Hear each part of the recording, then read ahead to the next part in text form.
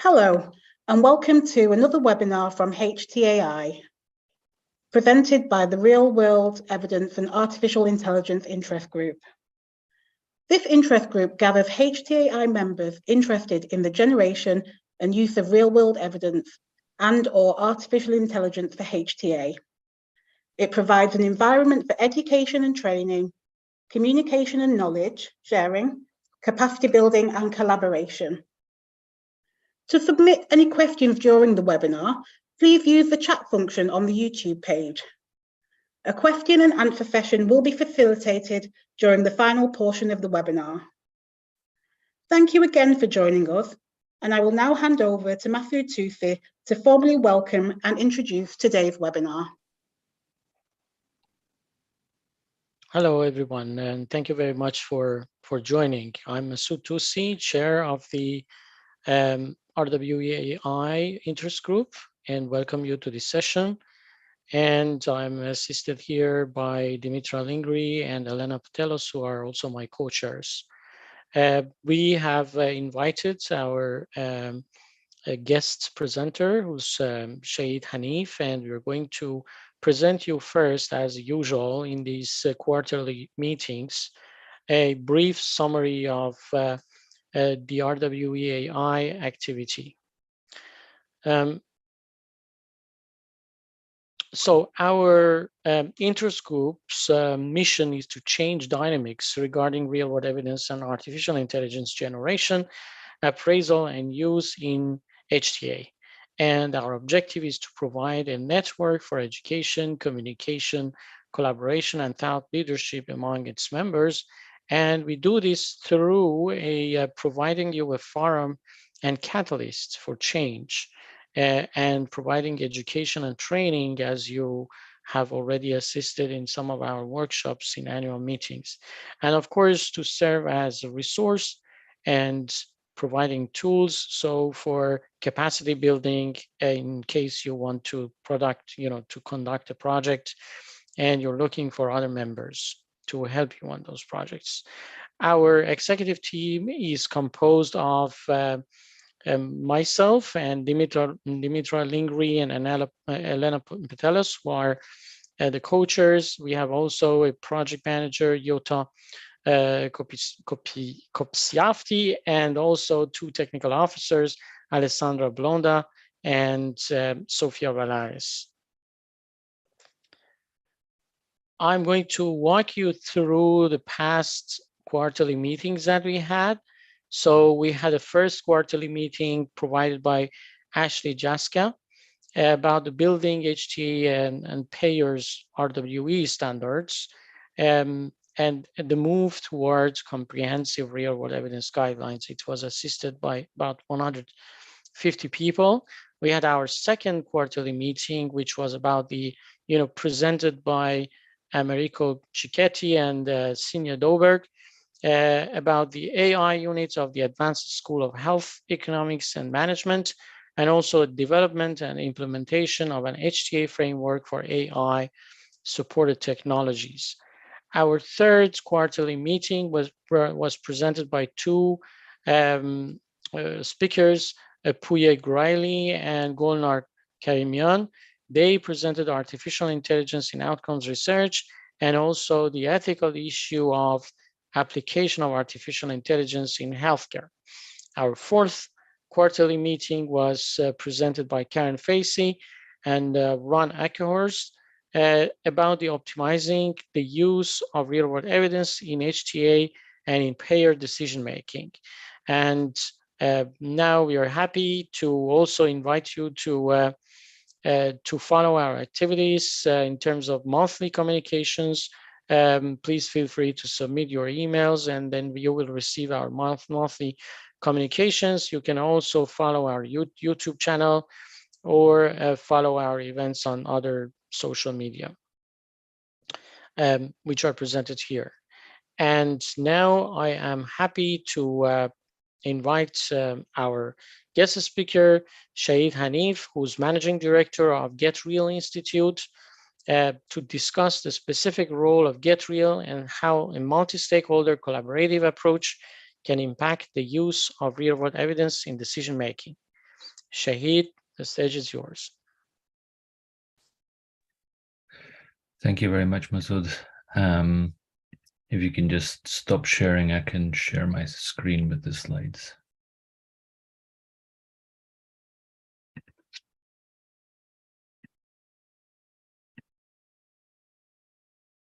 Okay, hopefully you can see my slides okay now. Yes. Wonderful. Thank you very much for the introduction, Masood, and it's a pleasure to be here today. For introducing, I thought rather than just talking about GetReal, I thought I'd kind of take a slight slant of an approach to kind of just raise the question about how or whether multi-stakeholder collaborative approaches can advance the use of real-world evidence. And thinking about this, I also thought, well, how can they do this more effectively as well? And maybe in the course of this presentation, we can touch upon that. But just a bit of background about myself. So I have a background in kind of molecular biology and in IT, and I've worked within industry for a number of years, as well as within the UK Pharmaceutical Trade Association, the ABPI as well, with a focus on kind of health data policy and digital policy. And subsequent to that, I kind of spent a few years consulting before starting with the GetReal Institute when it was formed last year. So I'm kind of coming not necessarily from a kind of a technical perspective of real world evidence, but certainly through a lot of interaction with different stakeholders on the topic. And that's the kind of perspective which I'm looking to bring into this discussion as well. So the premise of today's discussion is kind of whether multi-stakeholder kind of approaches and how they can advance the use of real-world evidence. And I guess I would put it to you that they're becoming an essential part of advancing the generation and use of real-world evidence for decision-making. And there are a few key questions which kind of emerge from this. For me, kind of the first, in a sense, looking at certain stakeholder-driven initiatives and how they're advancing the use of real-world evidence, which raises then the question was, what's the need for the multi-stakeholder collaborative approach? How has that emerged as well? And then lastly, to say, well, if we do need multi-stakeholder collaborative approaches, then to what degree can they advance the use of real-world evidence, and how can they do that how can they do that effectively?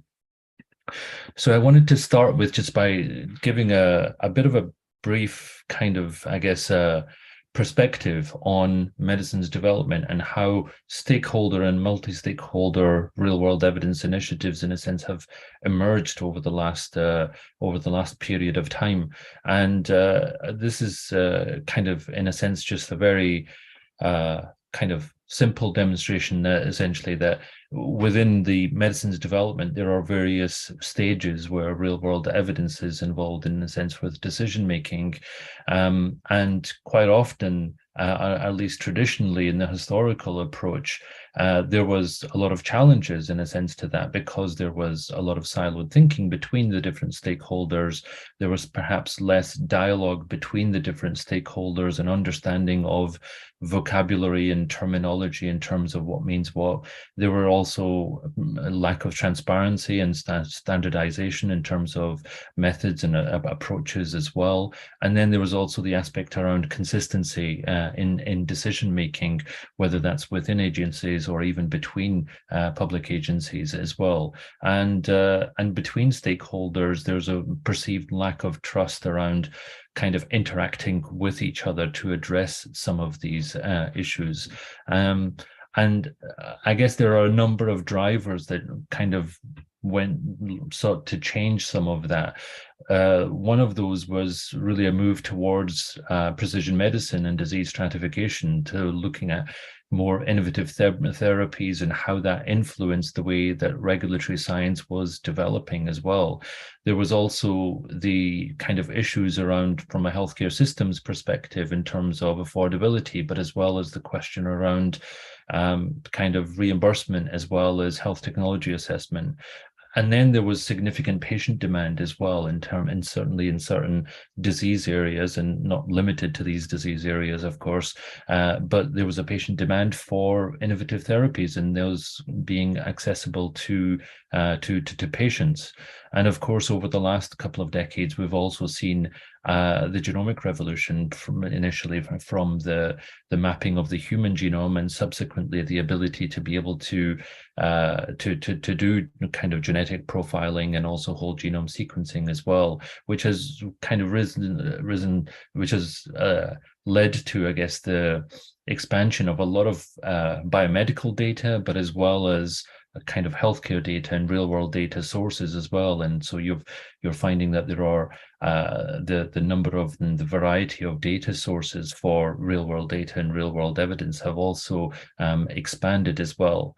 And of course, there's the digital health technologies, and how technologies have developed to include telemedicine, to kind of include kind of mobile applications, social media, and so forth, and how they figure in terms of kind of supporting the understanding of medicine's development, and certainly patient needs as well. So all of these in many ways has led to a change really in the approach of different stakeholders, whether kind of that's coming from an industry perspective, or indeed from the public sector, as well as from kind of patients and themselves as well. And so over the last period of time, there have been a number of stakeholder developments regarding real world data and real world evidence. And this is just an example of some of them. It's not looking to be it's not looking to list all of them, but as you can see, there are kind of various activities which I'm sure many people here are familiar with, both in terms of the HMA EMA Big Data Work Plan, the kind of RWE EU, of course, the FDA's Real World Evidence Program, and kind of a lot of the FDA, the real world evidence work activities following on from the 21st Century Cures Act. And also the emergence of the European health data space as well, and how that will essentially kind of change the way that that both patients are able to interact with their health information, as well as how you can potentially use health information for secondary use as well. And then, of course, from the HTA side, we've seen the launch of NICE's Real World Evidence Framework, as well as most recently Cardiff's real world evidence reporting guidance as well. And this is not just limited to Europe and the US as well. In the bottom right, there's the PMDAs in Japan, their kind of database, their MidNet database, which has been launched a couple of years ago as well, which again is to help and support pharmacovigilance as well. So and not to mention, of course, not to mention UNETA as well. And over the last few joint actions, as well as now UNETA 21 as well, its kind of impact in terms of joint HTA and in terms of joint clinical assessments, as well as scientific consultations. So, you know, what you in a sense you're seeing, and these are just some of those from the public sector as well as from government angles. At the same time, there are various industry initiatives as well, which I haven't kind of listed here, which different companies, for example, have led on over the last number of years as well, and so it's worth noting some of those. And more recently, I think what's been interesting is from the patient organizations perspective as well. There have been various activities in terms of developing patient registries, as well as patient kind of collecting patient reported outcome measures, as well as patient experience data as well. So I guess the point here essentially is that there are various developments coming from different stakeholders themselves. And then in addition to this, what we've found, of course, is the development of collaborative efforts as well. And again, this is just to name some of them, but some of them as they've emerged from IMI projects, and GetReal being one of them, Adapt Smart as well, the IMI Big Data for Better Outcomes programs, and the various kind of disease-related projects which are listed as well, and as well as that, of course, Eden and Health Outcomes Observatory as well. And at the same time, you also see international collaboration as well through the ISPOR-ISPI Task Force, the Duke Margolis, the Real World Evidence Collaborative, for instance, as well, and on national levels as well with HDR UK and Health Data Research Network Canada as well. There are national efforts as well towards this as well. So I guess this kind of this kind of highlights, in a sense, that there have been both stakeholder development approaches as well as multi-stakeholder approaches. And more recently, of course, there have been calls for more multi-stakeholder approach and dialogue as well. And I think these are just a few of the examples where kind of this has emerged, although I'm sure there's lots of others as well. So kind of GetReal being formed for the basis of bringing together different stakeholders to discuss how real-world data was going to be used in terms of medicines development. More recently, of course, real-world evidence for decisions as well have highlighted the need for a multi-stakeholder approach, particularly in terms of HTA and payer perspectives. And then in the summer at the HTI annual conference as well, through one of the HTI DIA joint working group on mitigating uncertainties, there was much discussion about the need for multi-stakeholder dialogue. And what was striking to me is when we kind of raised this in the discussion as to, what platform kind of exists to have that multi-stakeholder dialogue. And I think there's still a bit of a question mark about, what is the platform to be able to do that? And I think that's one of the areas where GetReal has a big interest in playing its part to be a neutral broker, almost an independent organization, which helps to facilitate and bring together some of the different stakeholders. So this kind of nicely leads me into what the GetReal story so far is, particularly for those who are unaware of GetReal. GetReal started out as an IMI project in 2013, initially as a project to begin to bring the different stakeholders together and discuss how real-world data was being incorporated into medicines development. And much of what they looked to do was look at use cases where kind of real-world data could be used in some of the different perspectives, as well as looking at terminology, for instance, of real-world data and real-world evidence and its understanding of there as well, but also seeing how they could align on perspectives and where kind of there could be certain calls to action, for instance, as well. And one of the things GetReal was also interested in was developing translational resources, and that's something which it sought to do through its projects as well, so that it could put kind of resources into the hands of researchers or help guide researchers through the kind of issues and questions that were arising.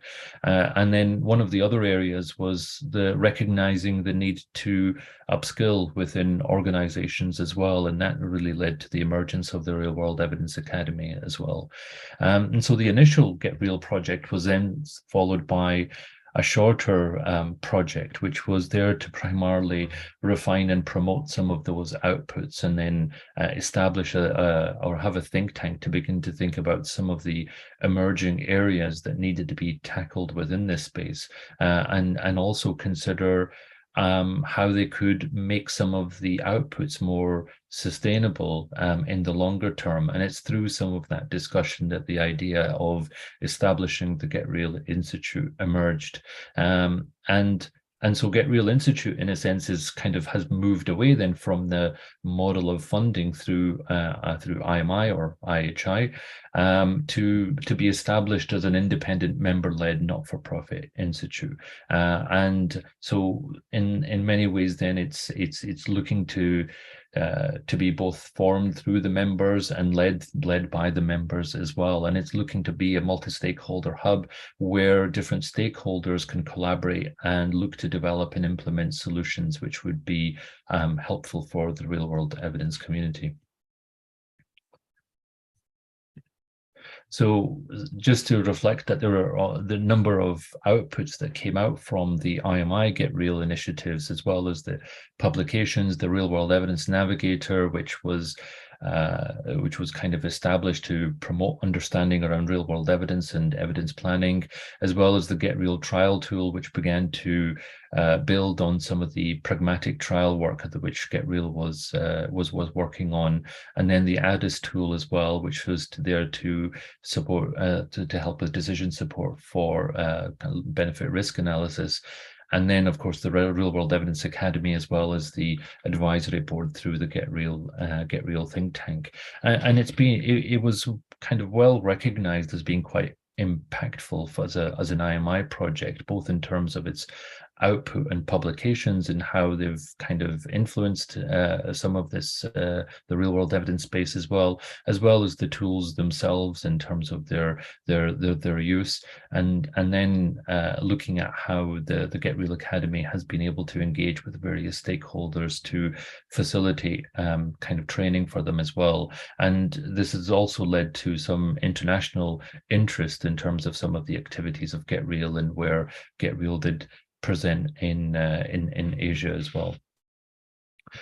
So kind of just moving from what led to, in a sense, the GetReal Institute, I think that there was definitely a recognition that over the 7 years there was significant experience which was built up, but it was also a recognition that this area is building, developing, expanding. There's still much work to do. So this kind of, in a sense, drove the decision to establish the GetReal Institute as a sustainable platform moving forward.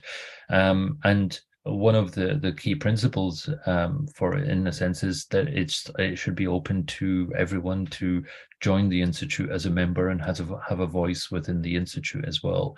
In terms of its governance, it was important to ensure some level of equity, which is why we have a multi-stakeholder governance, and our board is made up of a kind of different stakeholders who each have a equitable voice at the board level, but ultimately the governance lies with the membership as a whole.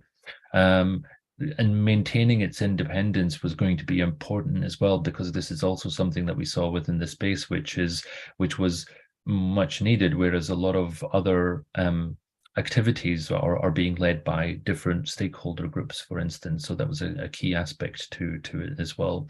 And since it emerged from an IMI project, the Institute initially, at least, is very much European focused, including the UK. But real world evidence doesn't kind of just work in a bubble within Europe, of course, and it has a lot of implications. There are implications in terms of developments within real world evidence in the US and other areas, and how they might affect decision making in Europe and vice versa. So while it is European focused, we're also looking to see how we fit within the global landscape as well. And the idea certainly is that the Institute becomes a means towards co-development of solutions that can be trusted by the different stakeholders as well, with an emphasis on developing tools, demonstration projects, and shared learning as well. It has an agile structure. So for instance, it's because it's moved away from IMI funding, in a sense, it can be quite agile in terms of the types of projects it does and how it conducts its projects as well. And through it being member-led, it's the objective, of course, is to move towards sustainability, both in terms of revenue generation from kind of membership, but also from other means as well, and whether that's involvement in other collaborative initiatives or through the tools or the GetReal Academy and so forth as well. We'll be looking to establish how the GetReal Institute can become sustainable in the future. And one of the other kind of questions that arose really when establishing the Institute was, well, there's quite an active landscape at the moment with various organizations. And this is, again, just an illustrative example of some of those organizations which were very active over the last number of years within this space. And, what value can GetReal really add to this? And in some ways, just looking at these, you can see that they're representative of different stakeholder groups, which is what in a sense still confirmed that there was a need for some kind of an independent body to be able to help facilitate this. So in terms of the issues that we're kind of looking to address, I think one of those key issues is recognizing that there is a lot of activity and perhaps there is some limited coordination where GetReal could help play a role, or certainly play a role in terms of bridging activities going on within different regions, different areas as well. The need for a sustainable neutral forum as well, so that there is, as I mentioned, that there is an equitable voice that's that can be brought to the table. And then the need for still around practical resources and tools which are kind of trustworthy and developed by the kind of a multi-stakeholder group as well. And lastly, just around recognizing that there still is a big skills gap in terms of understanding real world data and real world evidence, whether that's within organizations or between organizations. And certainly as kind of methods around real world evidence are developing and emerging, and study designs are being developed as well, particularly with decentralized clinical trials, as well as the use of technology as well. It's an area which can be addressed as well. Initially, the focus of GetReal was around drugs and biologics, but interestingly, over the last few months, actually, I've been having conversations with a number of HTA bodies about interest in real world evidence for digital health technologies as well. So I think we'll be looking to see how we can expand a little bit more into that space as well, because it is a different outlook to medicines as well. So as I mentioned, in terms of structure, the kind of ultimate governance authority is the membership, and then which has an executive board, an advisory board, and a membership audit committee. We have established the executive board at the moment, and we're in the process of establishing our advisory board. And then in terms of the running of the activities, it's kind of through myself as well as a small team. We look to kind of develop our projects and deliver on those as well. The current membership composition stands about 26. I think that's due to increase at least with another 2 quite soon. And there's a few others which we're in discussion with. So, and one of the things I think, particularly in the last year, as we've been getting members onboarded, it's been very positive in terms of the response from a lot of the commercial organizations, as you can see, and then but on the public sector, there's been a bit of a mixed response, I guess, and as you can see, there are about 8 kind of organizations from the public sector, and it's worth just pausing and reflecting on this, because obviously, as I mentioned before, the aim is for the Institute to be have an equitable voice among stakeholders. So it's actually important that we have some kind of a balance as well in terms of representation across the different membership compositions. So I think if you're listening to this, you kind of see, and if you're sitting within the public sector side of things, I think it's interesting then to ask, well, what is there that can, as an organization, can you contribute to GetReal, or what are at least the challenges preventing from contributing from that? And this is not just about membership, but definitely in terms of the agenda and so forth moving forward as well. And from the commercial side of things, I think there's quite a broad representation, not just from pharmaceutical companies, but of course data science companies and CROs as well, and health economics organizations. So it's also a question really about how they can effectively kind of leverage what they can bring to the table as well. But this is a little bit of an ongoing challenge, I think, from my own perspective as well, about engaging with some of the public sector organizations. And definitely we would like to see more regulatory and HTA kind of national bodies who who kind of at least are involved somehow. I won't say just in terms of membership, but involved in perhaps different ways in advancing things. And I think the academic institutes also have an important role to play in terms of delivery of some of the projects, and we're already engaged with a couple to deliver some of those projects as well.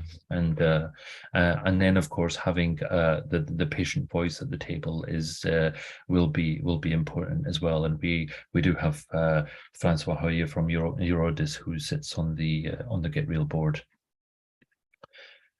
So in terms of its kind of mission and how it's been set up, the mission of the Institute is essentially to facilitate the adoption and implementation of real-world evidence in healthcare decision-making in Europe.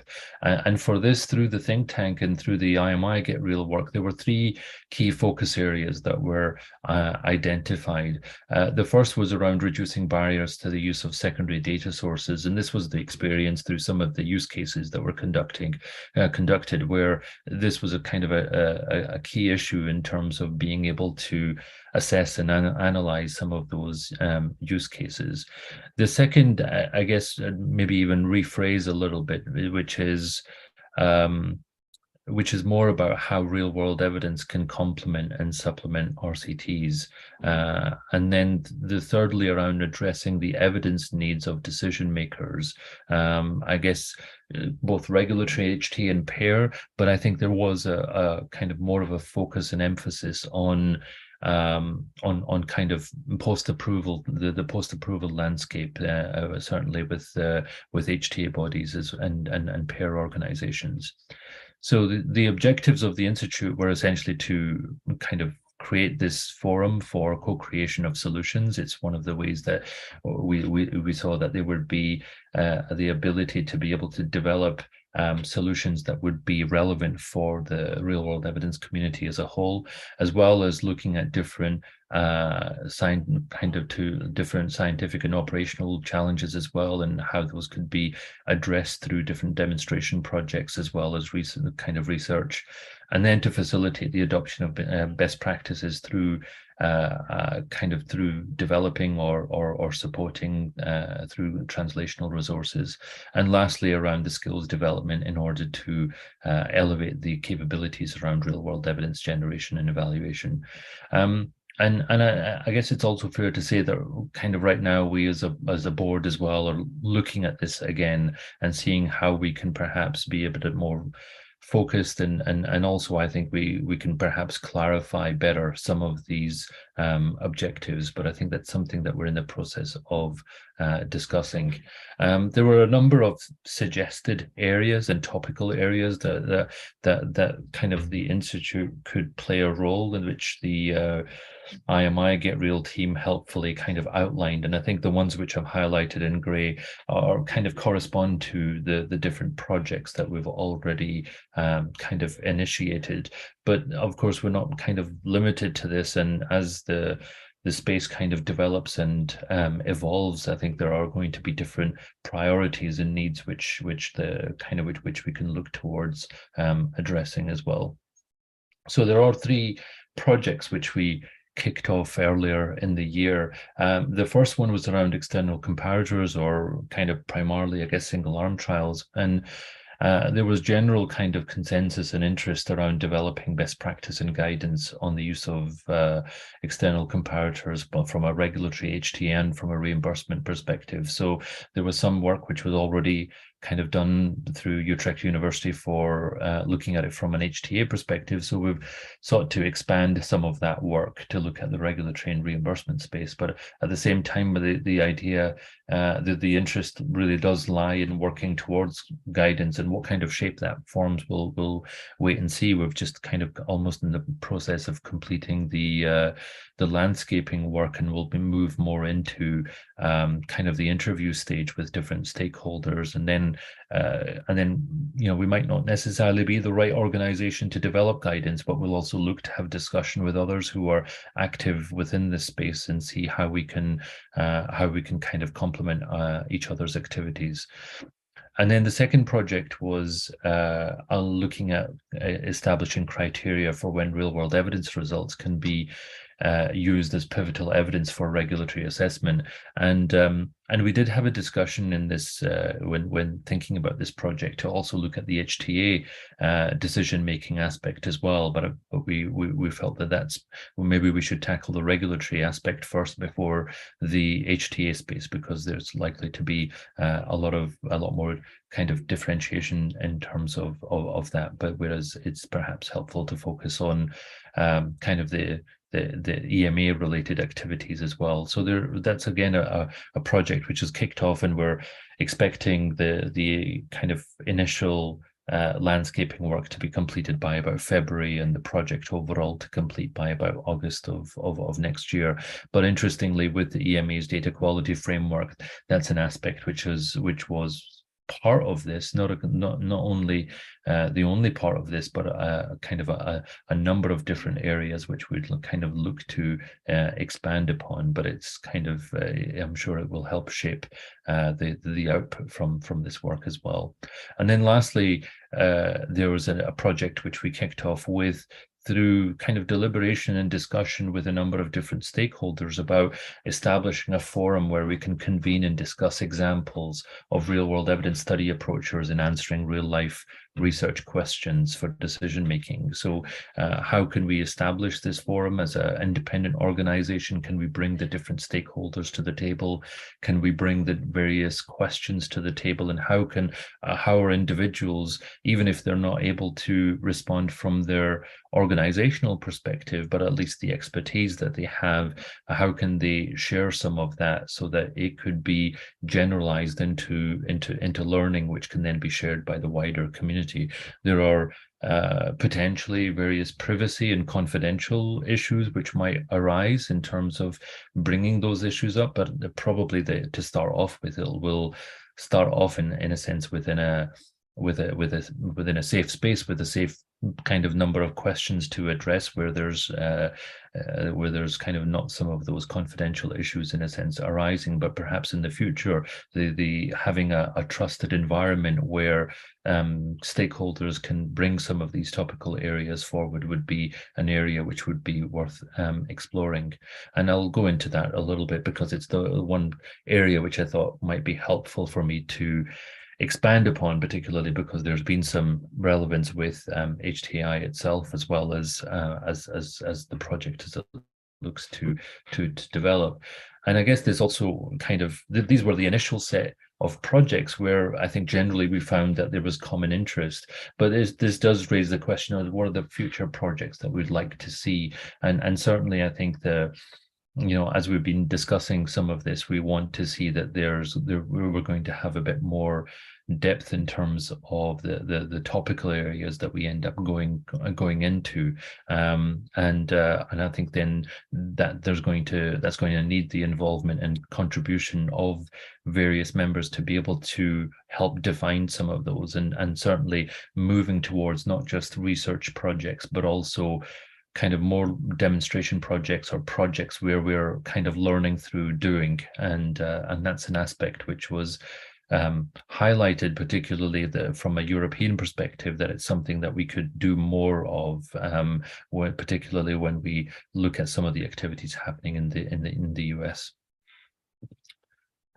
So I wanted to, I guess, give a brief overview about the shared learning forum concept, which kind of essentially arose to kind of through discussion, as I said, with different stakeholders, recognizing that from different perspectives, there are a level of uncertainties. There's an uncertainty from medicine and vaccine developers in terms of real-world evidence generation approaches. Obviously, it's a huge investment from their side as well. And so in the absence of clarity, or in terms of decision maker acceptance and precedence, there's a question mark as to whether or not you kind of go to that length or not. And then on the flip side, from a decision maker's perspective, there's uncertainty around the quality of real world data, the study design methodologies, for instance, as well. And they're looking for more examples, in a sense, before they're really being able to provide some level of guidance. So there's uncertainty across the different stakeholders, which kind of just naturally leads to kind of a level of risk or the risk of aversion, really, which leads to some level of hesitation, and hesitation, as you know, leads to stagnation, really. So then you're kind of caught into this situation where it's a chicken and egg situation of who's going to make the next move in terms of addressing these uncertainties. And another aspect of this was really around expanding the test and learn environment. So as kind of we're familiar, at least within the European environment, there are various initiatives that enable you to have dialogue with different stakeholders, and they're very formalized mechanisms in terms of scientific advice, or indeed when you which require product submission and review before you're able to engage into some of those discussions. But quite often you find that the questions are initiated by the sponsor, or the questions are in a specific context, and so they're specific for that company, for example, as opposed to being more generalizable. And then within those discussions, there's exclusive participation as well, and of course then there are also competitive risks which are associated. So it's a good kind of platform for a test and learn mechanism, but it has some limitations in terms of how far some of those learnings can go, and also the speed of learning, particularly if there are competitive issues, and the learning isn't going to appear for a number of years, for instance, as well. So the question really arose, well, what can potentially complement this and help to accelerate and broaden some of the understanding around the use of real world data and real world evidence, which really kind of led to the idea of the shared learning forum concept. So in terms of what it is, it's essentially a discussion forum, and it will look to address specific and real life examples, which are kind of then grounded in perspectives in terms of data sources and the standards associated as well. And then there's it can potentially lead to incubation of demonstration projects. There may be questions which arise from it, which need to be addressed through specific projects. But there's also learning which can then be generalized and shared across stakeholders as well. And hopefully will help to clarify some of the uncertainties from some of the different decision makers as well, and as well as aid guideline development. And of course, what it's not is that it's not kind of a formal scientific advice or dialogue. It's not looking to replicate that, and so certainly it's not going to it's just going to be a perspective or a view, and it's not for the purpose of evaluating or promoting a product, for instance, as well. And we did previously call it a shared learning platform, but I think many people conceptually then associate that to be a data platform or something kind of physical, which again it definitely is not. So the forum, in a sense, will need to be established on the basis of principles of values and characteristics, for providing a safe haven, for instance, and bringing a broad range of stakeholders together as well. And it needs to demonstrate some level of value for the different stakeholders, and value of it as a forum in itself, in terms of promoting continual learning, trust and respect, and understanding the boundaries and some of the commercial confidences as well as kind of an openness and desire to collaborate amongst the different stakeholders as well. It'll also need to be flexible in nature as well, in terms of how its format might need to be, whether it's unstructured or unstructured, and how it's hosted, of course, and then also how it prioritizes some of the issues and questions. So this is in many ways just an example of how it could potentially work. I mean, essentially it's going to start from the hypothesis, it's going to start from the research question, and then potentially there could be discussion around and perspective of, well, what would be the approach to addressing this question, whether that's conceptual or whether that's through a real life example as well. And then it would be helpful to try and play out that scenario, whether it's a conceptual or a project related kind of idea, and then to think around, well, what's the insight in a sense from there? How does that lead to learning as well as further hypothesis generation, and perhaps how it links to other questions as well. So it's an approach, and we're kind of interested to see how we can take it forward, and definitely the GetReal's role in terms of establishing it. We see GetReal obviously as an independent partner. It could be it could foster kind of a trusted environment for the different stakeholders to come together and to facilitate those discussions, but as well as that, being able to conduct some of the research questions or some of the demonstration projects as well. And of course, it should have a role in terms. It can have a role in terms of generalizing some of that learning and sharing that across the real world evidence community. And ultimately, there's benefits really for all of the stakeholders to be able to bring the issues or questions which are pertinent kind of for them, and they also of course get the benefit of learning and understanding different perspectives from this as well. And hopefully it helps to clarify certain uncertainties from decision makers, but at the same time gives some kind of some level of guidance for kind of sponsors of generating real world evidence as well as supporting guidelines to help enable that. So in terms of some of my kind of closing reflections, I think coming back to the questions in a sense we kind of raise, well, will stakeholder-driven initiatives advance the use of real-world evidence? I mean, the answer to that has definitely been yes. I mean, you've seen the impact that kind of FDA, EMA in a sense have, UNETA and others have had in terms of these, as well as the professional bodies, of course, themselves, HTI, ISPOR and ISPI, for instance. So, then kind of the question really arises then, okay, well, is there a need for a multi-stakeholder collaborative approach? And of course, and from our perspective, we see that GetReal could really help to play a role at the intersection of some of these different stakeholders. There is definitely a lot more dialogue, conversation, involvement of different stakeholders into some of these activities, but quite often the stakeholder-driven initiatives at the end of the day are also focused from those particular stakeholders as well. So there's sometimes a gap which kind of emerges to bridge across the various stakeholders, and I think that's where GetReal is really looking to facilitate and play a leading role. So, and I guess the question also kind of comes up, well, how much of an impact are these multi-stakeholder approaches going to have in terms of advancing the use of real-world evidence? They perhaps will move a bit slower than some of the kind of stakeholder-driven initiatives, but it's something to consider in terms of that as well. And it kind of occurred to me as well that in the same way that real-world evidence complements then supports RCTs, in many ways multi-stakeholder collaborative efforts can also complement and support some of these stakeholder priorities as well.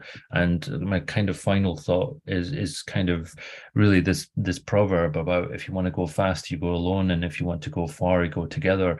And I think this is where GetReal in a sense is that it's probably there to help kind of some of those stakeholder-driven agendas, but at the same time, it can take a step back. It can be reflective. It can look to bridge some of the different stakeholders, and hopefully through that also enable the advancement and the uptake of real-world evidence to go that bit further. And if there's kind of any example more pertinent for that, it's definitely been the experience over the last few years with COVID, and how that's brought various stakeholders together, and not just from, obviously, of course, as a national challenge, but as a global challenge. It's kind of required that in order to kind of address these issues as well. So I'm very hopeful and very excited about the kind of GetReal Institute, about the prospects of the GetReal Institute to be able to help facilitate that across different stakeholders and help to kind of advance this area through interaction with various stakeholders. And it's been very promising, I think, over the last number of months that GetReal externally has had a great reputation, and I think we can only look towards building on that reputation as a trusted kind of organization to help in the advancement of real-world evidence. And with that, I'll just move to questions and answers, and thank you very much. Thank you, Shahid. It was very helpful, very great presentation. So now the stage is open for a number of questions.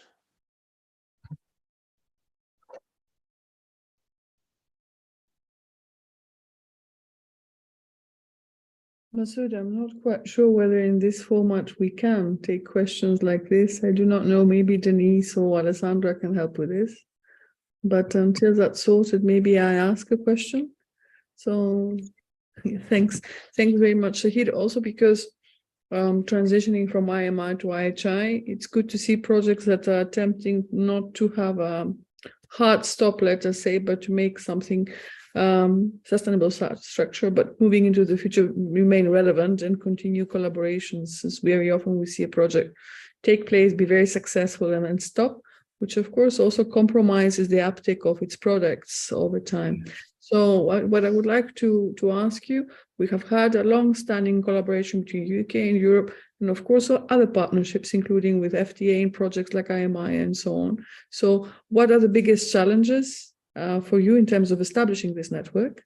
And also, how do you manage, if this has been a concern or a thought, to ensure the most relevant projects will be selected, or the most relevant priorities will be selected, but in a manner which ensures that your network remains representative of priorities of the wider stakeholder community versus only members, let us say?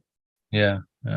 I mean, I think what's interesting is that there are obviously a range of the different stakeholders are involved in multiple initiatives, both kind of nationally within the UK, within Europe, and also within the US as well. So it's been quite helpful that they've been able to signpost where there are kind of complementary initiatives or complementary activities that are going on. And one of the steers that we were given very early was for us not to duplicate efforts which are happening elsewhere. That's not what we're here for. We're not here for kind of competition or so. We're here to see how we can play a role in terms of kind of enabling that space as well. And I think when there is a lot of activity going on in the US, and I think within the EU there's a lot of activity as well. And so we're kind of definitely looking to see how we bridge that across the interests, which is why we're kind of initial part of this year has been getting closer to some of the professional bodies, some of the main and key organizations, working out what it is that they're doing and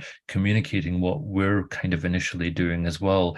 And then you're right, we're kind of reaching this point now within our discussion as a board to say, well, what is the key issue that we really want to tackle, right? Because rather than trying to tackle too many issues, we should just focus on the one and make sure that we're kind of clear within the landscape of what it is that we're kind of looking to address, and where possible, where we can to collaborate with others as well. And in terms of kind of even collaborative efforts, I mean, we kind of are obviously following to see where we can engage in Horizon Europe and kind of initiatives and IHI initiatives, but at the same time having dialogue with Duke Margolis and, for instance, ISPOR and others as well. So helping ourselves to, in a sense, to help bridge that. So, I mean, I think it's been generally very kind of positive discussions with individuals, but I think our definitely our kind of agenda still needs to be a little bit more crystallized and developed a bit more as well. Thank you very much. I do not know, Masood, if you have a question or somebody else. I think we have some in the exactly. So maybe Alessandra, would you like to have a go at it? I'll read the first one. Yeah. So the first one is, what do you believe are significant barriers that hinder the advancement of multi-stakeholder approach, which I think you've already started? Yeah, I mean, I did reflect on that when in the presentation, and in one way, definitely, it's the representation of the different stakeholders, you know, but not just in terms of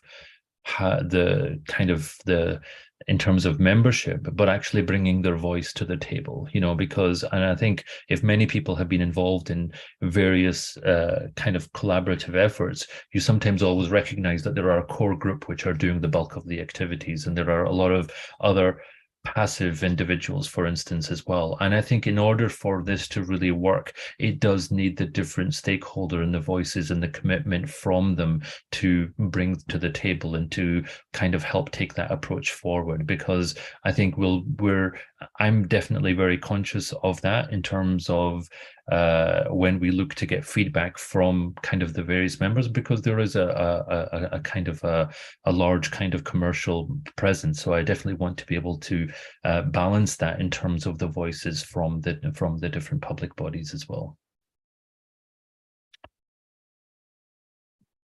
Okay. I do not know if Masood or Alessandra would like to take the second question. Masood? I can always just address Yes, it. please. I can see it. So because the participants will not be able to see them, then let's read it out. So how to upskill the regulatory workforce to acquire the expertise needed to critically appraise the evidence generated by big data. And then I'll add a note for you myself, perhaps also very briefly. I see myself, and I think all of us, some confusion between real data, real world data, and big data. So perhaps also elaborate on whether you plan to expand to big data or see it as a briefer, broader ecosystem. So I guess in terms of upskilling the regulatory workforce, I mean, I think certainly from an EMA perspective, I know that they put a tender out last year for developing kind of training content to upskill the regulatory workforce. So I think, again, there are stakeholder specific kind of activities that are going on. From our perspective, I think what we're looking to try to do is to understand what the needs are of different stakeholders from the GetReal Academy perspective, and be able to develop and generate content which would then be helpful, not just from the regulatory workforce perspective, but kind of across the real world evidence community as a whole. So some of that might well be, and I think this is where, in a sense, that there is a need to help in terms of the training of people sitting within specific functions, whether it's kind of epidemiology, having an appreciation for kind of health technology assessment, for instance, and vice versa, or whether it's around biostatistics or others methodologies, for instance, as well. So kind of really being able to kind of develop the workforce in terms of their skill sets as well. And that's something that we're looking to address through the GetReal Academy.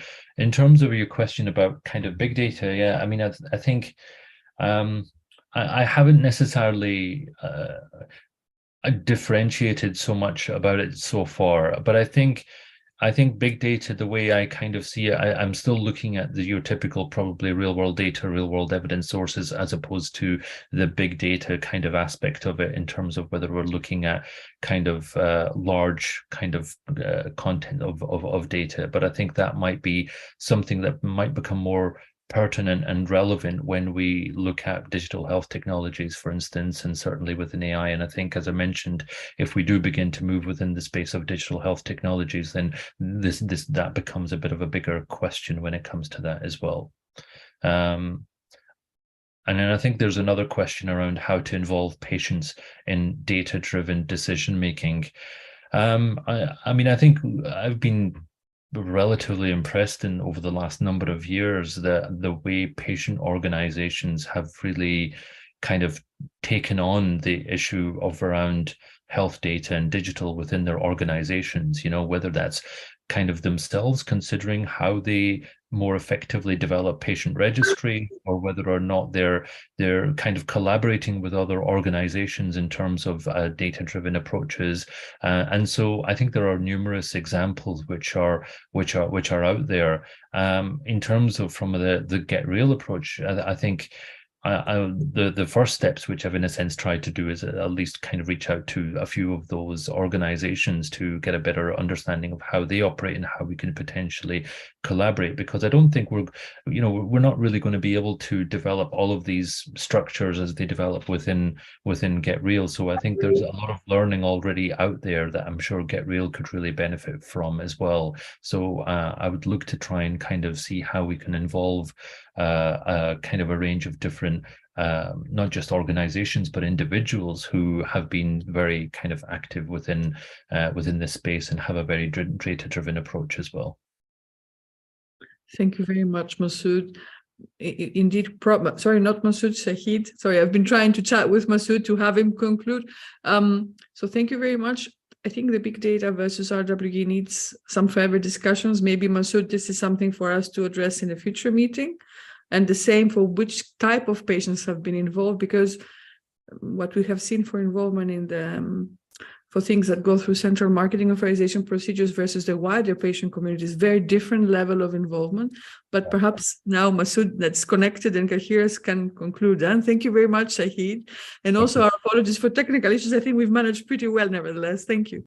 Thank you. Thank you very much. Thank you very much, Shahid, for this great presentation. I think we had also great questions with this, and also we are exactly out of, at the end of the time. So with this, I wish all of the participants a nice end of the year, and we will come back to you with a new webinar in the next quarter. Thank you for our guest speaker, Shahid, and my co-chairs. Thank you very much also to our technical officers, Alessandra, and have a nice day. Thank you. Bye. Thank you, everyone. Bye-bye.